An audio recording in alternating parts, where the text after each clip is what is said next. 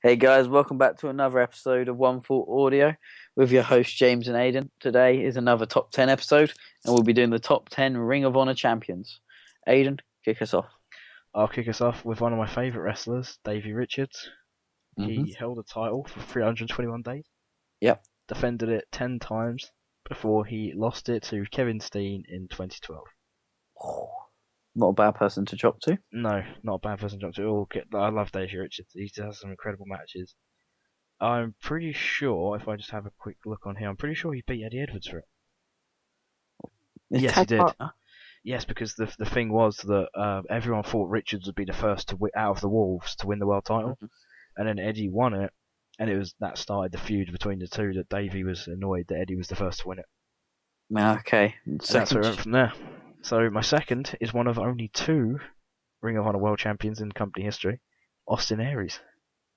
Austin Aries who had it for 245 days. I believe that's combined, but I'm just going to double check that.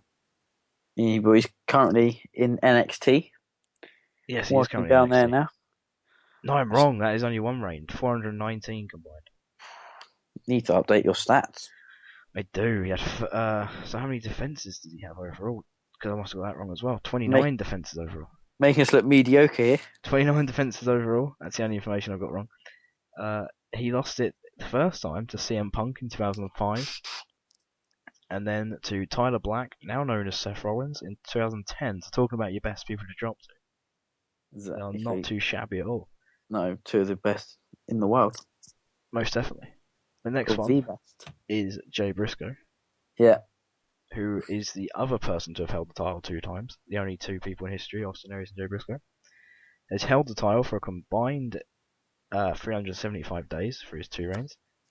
And defended the title 19 times before he lost it to current champion Jay Lethal in 2015. Best in the world, wasn't it? It was.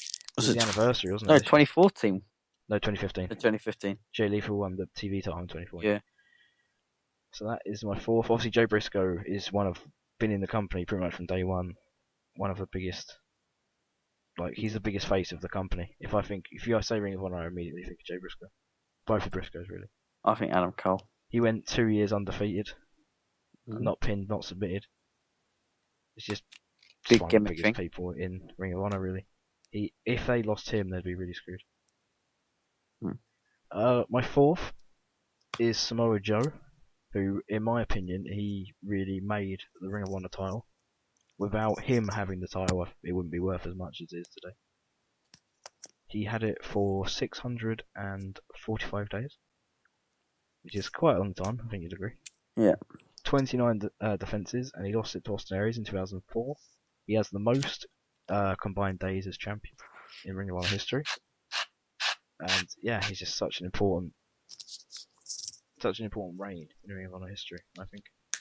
And now, of course, he's in NXT. That signifies his reign. He is indeed, as a monster heel.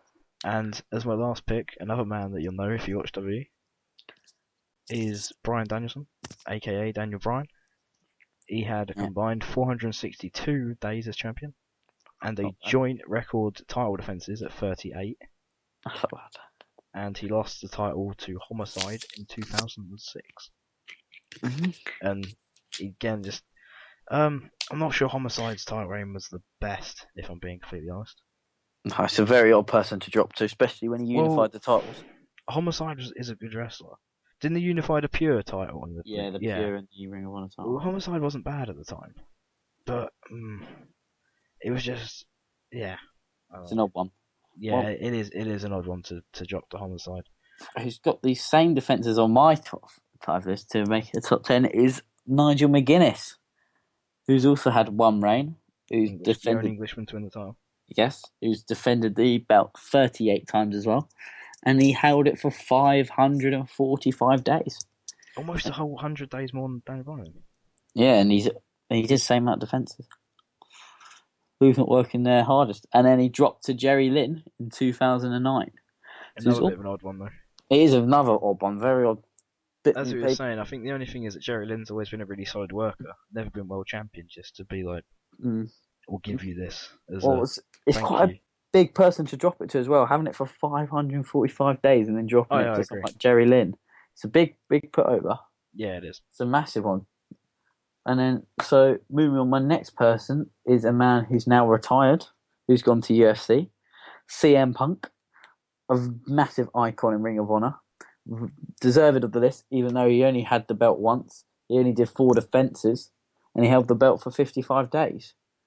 Well, yeah, the reason he was such a big icon is that, like Samoa Joe solidified the belt, Punk brought attention to Ring of Honor as a company. With the summer of Punk, I'm going WWE, signing the contract on the Ring of Honor World title. Yeah, it was a very, very good angle.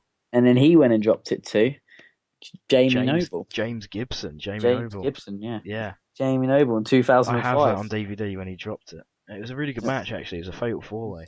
I want to drop it to as well. Yeah, but James Gibson's actually a very good wrestler.